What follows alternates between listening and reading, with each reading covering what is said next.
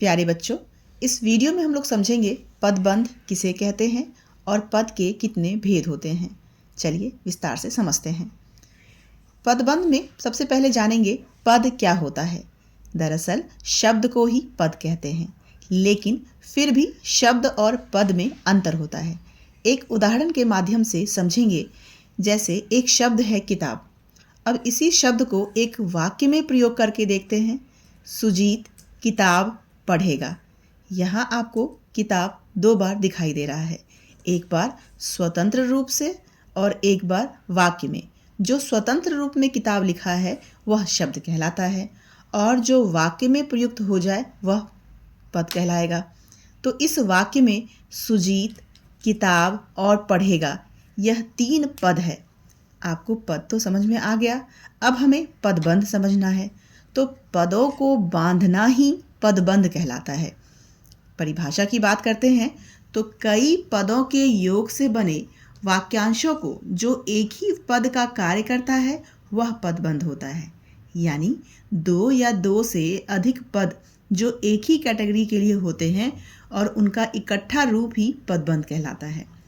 आपको परिभाषा से थोड़ा कम ही समझ में आया होगा। चलिए आसान भाषा में समझते हैं। एग्जाम में आपको एक वाक्य मिलेगा जिसमें कुछ शब्द अंडरलाइन किए जाएंगे, जिसे देखकर आपको बताना होगा कि जो रेखांकित शब्द है वह कौन सा पदबंध है। तो हमें कैसे पता चलेगा कि कौन सा पदबंध है? तो इसके लिए हम क्या करेंगे? इसके लिए एक सिंपल सा ट्रिक होता है जिसको समझकर और देखते ही आप आंसर बता सकते हैं। लेकिन उससे पहले आपके लिए एक प्रश्न है कि इस वाक्य में कितने पद हैं? जल्दी से बताइए आप लोग। चलिए ठीक है, अब आगे देखते हैं कि पदबंध के 5 भेद होते हैं। कौन कौन? संज्ञा पदबंध, सर्वनाम पदबंध, विशेषण पदबंध, क्रिया पदबंध और क्रिया विशेषण पदबंध। अब पदबंध को सीखने के लिए यह 5 टॉपिक के बारे में जानकारी होनी चाहिए। कौन कौन से?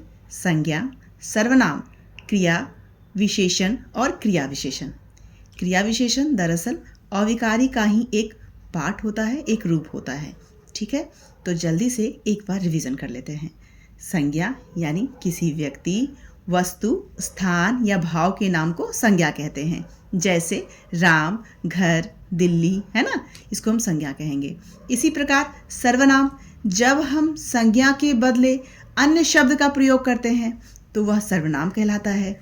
कुल सर्वनाम जो होते हैं वो 11 शब्द होते हैं जिनसे वाक्य बनाए जाते हैं। आपने पढ़ा होगा, है ना। इस कौन कौन से जो शब्द होते हैं? यह, वह, कौन, कुछ, जो, सो, है ना। इस प्रकार से हम वाक्य बनाते हैं। इसके बाद क्रिया, कोई भी कार्य करना क्रिया का रूप कहलाता है। जैसे खेलना, सोना, जागना, है ना, ये हंसना, रोना, ये सब क्रिया कहलाता है। ठीक है। इसके बाद विशेषण, जब हम संज्ञा या सर्वनाम की विशेषता बतलाते हैं उन शब्दों को विशेषण कहते हैं। जैसे सुंदर, अच्छा, है ना, इस प्रकार से। क्रिया विशेषण की बात करेंगे तो जब क्रिया की विशेषता बतलाते हैं तब उसे बोलते हैं क्रिया विशेषण। जैसे सोहन गाता है। ठीक है, ये क्या करता है? एक कार्य है, क्रिया है। लेकिन सोहन कैसा गाता है? तो सोहन बहुत अच्छा गाता है। तो यहाँ हमने क्या बतलाया? क्रिया की विशेषता बतलाया, है ना। तो ये हो गया हमारा क्रिया विशेषण। ठीक है, अब हम आगे क्या जानेंगे? हमारा पदबंध जो प्रकार है उसको विस्तार से समझेंगे। पदबंध में प्रायः एक वाक्य दिए जाते हैं और उन वाक्यों में कुछ शब्द जो होते हैं वो रेखांकित किए होते हैं। उन्हीं रेखांकित शब्दों से हमें पदबंध ढूंढना होता है ना। तो जितने भी शब्द रेखांकित किए होते हैं उन सभी शब्दों में से अंतिम शब्द को देखना होता है कि अंतिम शब्द कौन सा है ना। और अंतिम शब्द इन 5 में से जो भी होता है वही भेद उसका आंसर हो जाता है। इसको हम लोग एग्जाम्पल से समझेंगे। पहला एग्जाम्पल है कि बेचारा वह किसी से कुछ ना कह पाया। ठीक है, एक वाक्य है, इसमें हमारा जो रेखांकित शब्द है वह है बेचारा वह। ठीक है, तो अब इसमें पदबंध का भेद बताना है तो आपको क्या देखना है कि लास्ट वर्ड जो है यानी अंतिम शब्द जो है वो कौन सा अंडरलाइन किया हुआ है। तो हमारा अंतिम शब्द है वह, और वह का प्रयोग हम कहाँ करते हैं? सर्वनाम में करते हैं, है ना। तो सर्वनाम में ये करने के कारण ये क्या हो गया? हमारा सर्वनाम पदबंध कहलाएगा। इसका आंसर होगा सर्वनाम पदबंध। ठीक, दूसरा है माही को बहुत ज़्यादा प्यास लग रही है। तो इसमें लग रही है वाक्य अंडरलाइन किया हुआ है, और जब अंडरलाइन किया हुआ वाक्य को हम देखते हैं, इसमें हमारा क्या है, लास्ट में रही है।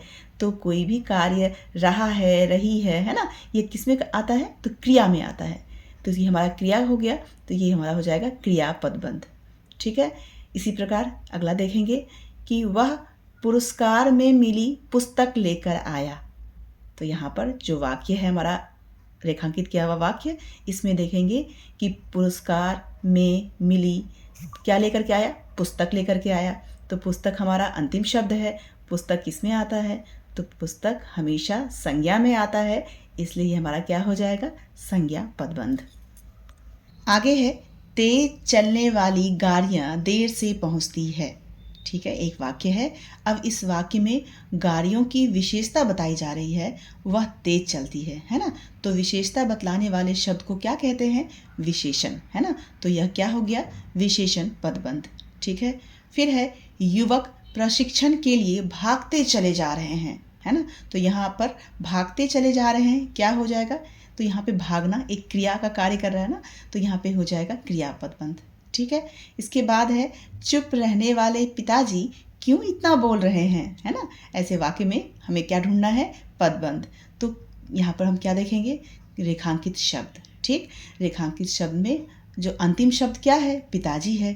तो अंतिम शब्द है पिताजी, तो यह संज्ञा के अंतर्गत आता है ना। तो यह क्या हो जाएगा, संज्ञा पदबंध। इसके बाद है गंगा नदी कल कल करती हुई बह रही है। अब इसमें बह रही है, ये क्या है, क्रिया है, लेकिन कैसी बहती है, तो कल कल करती हुई बहती है, अर्थात क्रिया की विशेषता बताई जा रही है इसमें। तो ये क्या हो गया, क्रिया की विशेषता बतलाने वाले शब्द को हम क्या कहते हैं, क्रिया विशेषण। इसलिए यह हुआ क्रिया विशेषण पदबंध। तो बच्चों, पदबंध के अभी तक जितने भी कॉन्सेप्ट थे समझ लिया होगा आप सभी ने। अब हम क्या करेंगे, कुछ प्रश्नों की प्रैक्टिस करेंगे, तभी समझ पाएंगे कि हमने कितना सीखा। तो चलिए देखते हैं, यानी देखे जरा किसने कितना समझा।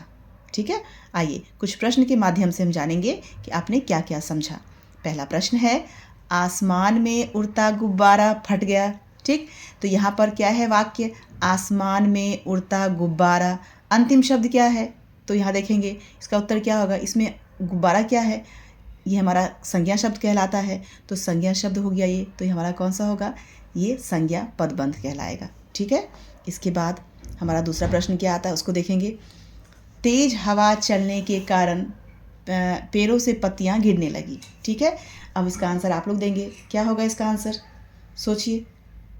कई सारे ऑप्शन दिए हुए हैं इसमें, क्या हो सकता है, गिरने लगी। गिरना क्या है, एक क्रिया है ना। तो क्रिया का कार्य हो रहा है यहाँ पर, तो क्या होगा इसका आंसर, ये क्रिया पदबंध कहलाएगा। ठीक है।